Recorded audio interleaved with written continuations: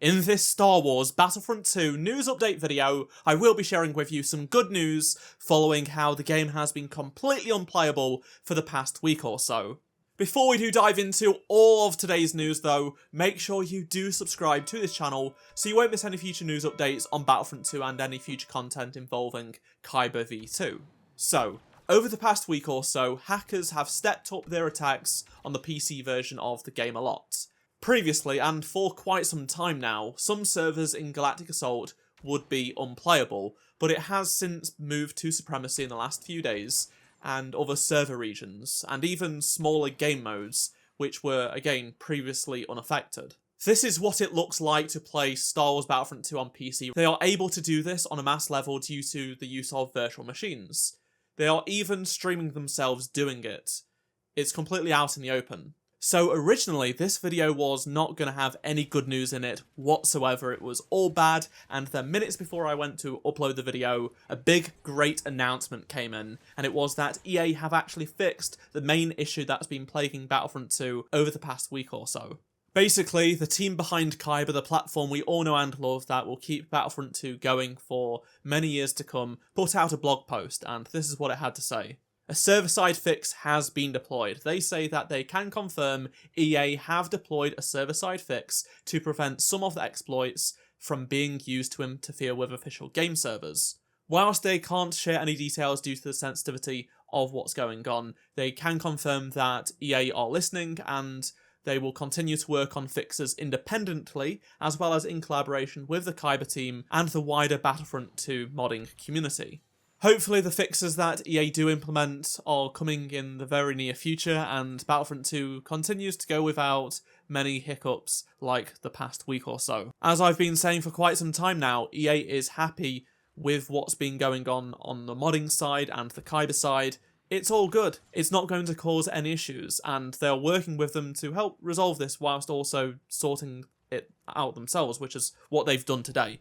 I tried playing many games over several hours in different game modes, different servers, and had no issues, aside from there was one hacker that was using aimbot or something along those lines. But aside from that, the issue of not being able to spawn in and stuff like that, making the game unplayable, has gone. And also that cheater I was just on about, he was actually on the losing team. Me and my team beat this guy and his team. It just goes to show how bad some of these cheaters can be. If you do want to raise some awareness about this hack, the best thing to do is not actually share the usernames of the hackers to reduce attention on them and just talk about the issue so it can be fixed. On top of that, these hackers are actually pretending to be EA admins in the game chat. People have commented on videos saying, hey, there's an EA admin in the chat, saying lots of slurs and things like that. It's just a hacker pretending to be an EA admin. EA admins don't exist. These same hackers are also claiming to be Kyber themselves, the team creating Kyber v2. And people that don't know much about Kyber are commenting on my videos saying Kyber is a hack because they say so in the game chat, things like that. It's all ridiculous things, all these made-up lies. Kyber has nothing to do with this. This is harming the community as well as Kyber. It's hurting the perception because some people don't know what Kyber is. They load into Battlefront 2, they see people called Kyber in the game chat saying they are hacking the game, this, that and the other. It's not good.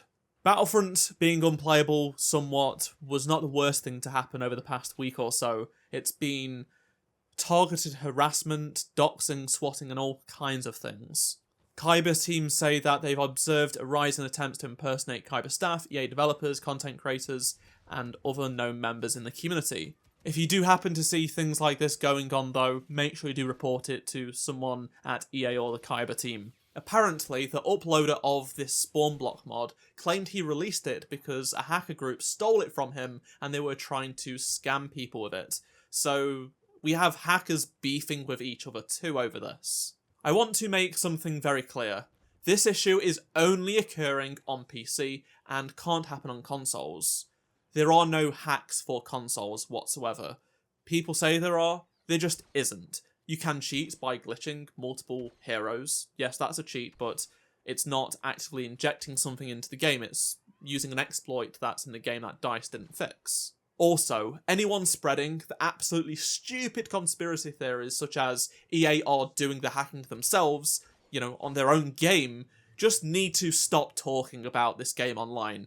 It's doing nothing but make things worse and create misinformation. It's ridiculous. Just stop it. What an outrageous and ridiculous thing to even think up. The servers aren't going to be shut down either anytime soon. No matter how many people say this every single day, week, month, year about Battlefront 2, for whatever reason, the Battlefront community has members that for the past 5, 6, 7 years, even longer, have just continuously made up lies, put it out on Reddit, people automatically believe it based on absolutely nothing.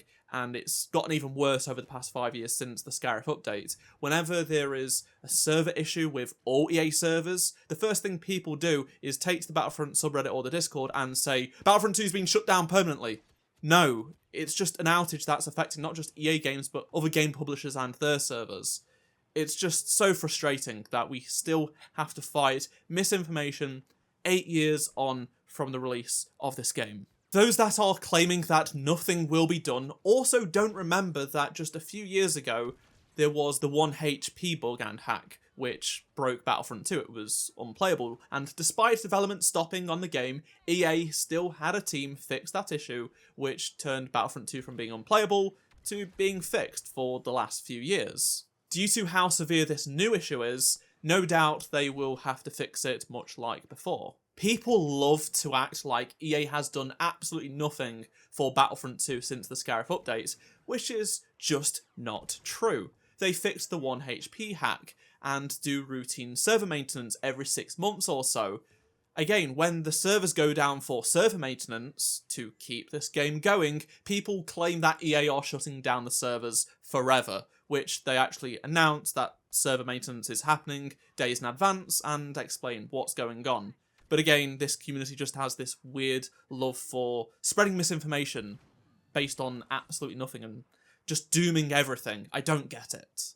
Server maintenance is required for most online games, if not all online games, to keep going, and the servers go down for a few hours every 6 months or so, and people at EA are just updating the servers to make sure the game can continue to keep going. Of course, this is the bare minimum to keep the game going, but that's what they do, keep the game going. People are still buying and playing the game, even if it is a small number, but it's not like it's in the tens or hundreds like the Battlefront Classic Collection. Well, the Battlefront Classic Collection has literal single-digit players, sometimes 0, but with this game there are tens of thousands of people still playing and buying the game. It is not making much money, but it's still enough to keep the servers on. EA have been typically quite good at keeping game servers online for quite some time outside of their sports titles. For example, the Mirror's Edge leaderboard servers only went down like last year, despite that game releasing in 2008. Older Battlefield games that are basically dead with 0 players, such as Bad Company 2, had their server shut down last year, I think, and again, those games came out a long time ago, much older than, say, Battlefront 2 is, and Battlefront 2 has tens of thousands of players still. EA have also done far more work for games with far less players, with far worse issues, such as Titanfall. So just saying they are going to delist Battlefront 2 from the game stores and shut down the servers is just utter nonsense. Also, people are acting like EA don't know about this. Well, the EA forums for Battlefront 2 are absolutely swarmed by threads about the situation. This is just from the past day, and this isn't counting the past week or so. There are hundreds of threads complaining about it, but right now, there is a lot of publicity about it. The downside of this mainstream coverage is that it brings out losers like this, who are still spreading lies about our game. Seriously. Yeah, Battlefront 2, the game where loot box microtransactions were turned off before the worldwide launch. How are people still lying about this game nearly 8 years on from its release? It's pathetic at this point. It was pathetic back then, at launch. But it's nearly a decade later, and they still can't get their facts right. They are still lying about this game for no reason, because they never play the game. They have just been hating on it for the past decade, because gamers want to rise up and feel oppressed about a game that they were never actually going to buy. That's what happened with Battlefront 2. It's just ridiculous to me that no matter how many times myself and other community members have tried to correct the record, there are people out there that just keep on lying and spreading misinformation about this game, or just don't want to listen to it. I don't understand. Another thing I wanted to bring up is that a few console players in the Battlefront community have a really weird agenda against PC players due to the fact that consoles are missing out on mods and Kyber.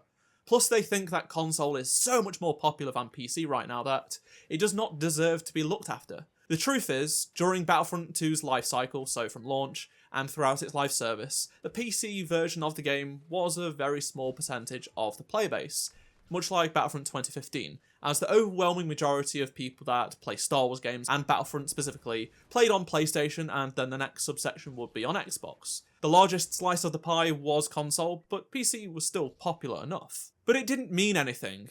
The community was fine, console and PC. There has been no divide until support has ended, content has stopped, and PC kept getting mods and lots of cool content such as Kyber. The end of this month will mark 5 years since the Scarif update, the final content update for the game, and over the past 5 years, most people have stopped playing Battlefront 2, and many that still remain have made the switch to PC for mods, for Kyber, and just the fact that it's much better on PC, aside from the hacking situation. The player base is still more console, but not as much as you'd probably think. The Kyber team made a stats page previously which did share some numbers, and it was somewhat even across all platforms, which was very interesting. I recently polled my community, which does not reflect the entire Battlefront community that remains, of course, but 1,000 people also did respond, and that's a good sample size of this now dwindling community that just continues to get smaller and smaller as each day passes. Whilst 38% don't want to get a PC for some reason, 26% got a PC just for Kyber and mods, and 8% will get a PC soon for Kyber. Nearly a third already played on PC before the Scarif update, so when you do add it all up, most of the people that were polled are or will be PC players. Also, there is this weird myth that you have to spend thousands of dollars to get a PC capable of running Battlefront 2. Battlefront 2 is very optimised, and it's an 8-year-old game. It may look great, and yes, it does have a lot going on, so it can be demanding on older PCs. This game works very, very well on cheap computers these days. You can get a PC that is much better than a PS4, on par with the PS5 in some instances, for less than the cost of a PS5. You don't have to spend much to get a good PC these days, or if you go for the minimum requirements of this game, you can pretty much get something that costs very, very little. And besides, PC is cheaper in the long run as well. You don't have to play for online multiplayer like you do on Xbox and PlayStation. Games are also cheaper, far cheaper on PC. So it's just a much better experience, aside from the hacking situation, which of course is a big deal, especially with it being completely unplayable right now. That said, we do get Kyber. We cannot shy away from the fact that this hack is hurting the PC player base though. Using the Steam charts, we can see that there is a more than 50% drop in the peak concurrent player count over the past week on Steam alone. Steam is the smallest group of PC players, as most people play through the EA app or Epic Game Store. So in reality, there are thousands more people playing the PC version than what's shown here, using the other two launchers. But of course, you can't play pretty much anything but co-op really, so naturally the playbase has dropped. They boot into the game and find that hackers have taken over, so of course they stop playing and move on to another game, and now the average play count has dropped by more than 50%. There is something that could prevent hacking situations like this from happening again, and that is the introduction of EA's kernel-level anti-cheat. This started being used in more recent games such as Battlefield 2042, but has been retroactively added into older games like Plants vs Zombies Garden Warfare 2, Battlefield 5 and Battlefield 1. An interesting thing of note is that both Garden Warfare 2 and Battlefield 1 released before Battlefront 2. Both of those Battlefield games that I mentioned have had major hacking problems, but with the new anti-cheat, players have actually been able to enjoy uninterrupted games for months now. One of the side effects to this though is that it's no longer playable on devices like Steam Deck, anything that runs Linux.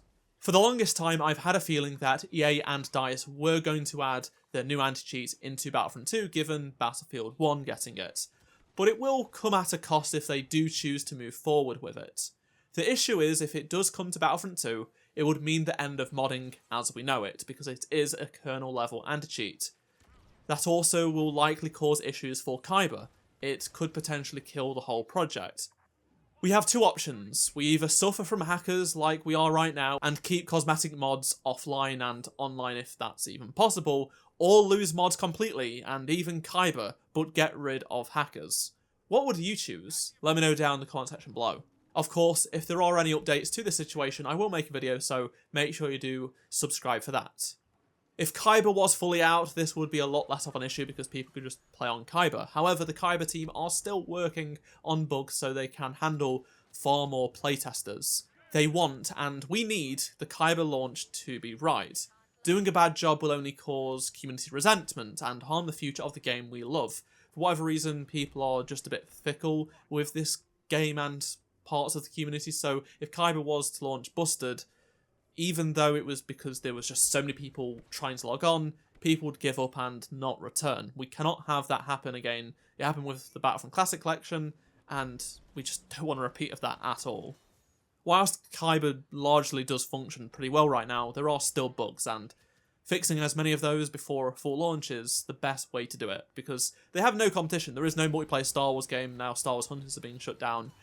There is not one going to be coming out this year, or probably even next year, or even the year after that, so this is all we have, and let them take their time. I also wanted to answer a question that I've gotten a lot on my videos, and that is, what is the hacking situation like on Kyber? Well, there is none, basically. There is no hackers, there are no cheats. If anyone does do, the Kyber team can actually ban them really quickly, because it's being monitored by a group of volunteers that care about this game, and they will do it. Kyber is free from these issues, basically, because even if there is someone that does cheat and such, like I said, they will be swiftly banned. They have far more aggressive banning mechanics than what EA is doing with Battlefront 2's base game. They even have their own anti-cheat that's in the works as well, so yeah, it's all good on the Kyber front. Another thing of note is Kyber has a great relationship with EA. Kyber is going to be just fine and EA are fine with it. People saying that Kyber is going to be shut down are just, again, making things up. Like I said, there are people at EA that actually do like Kyber and such. They just can't support it in an official capacity.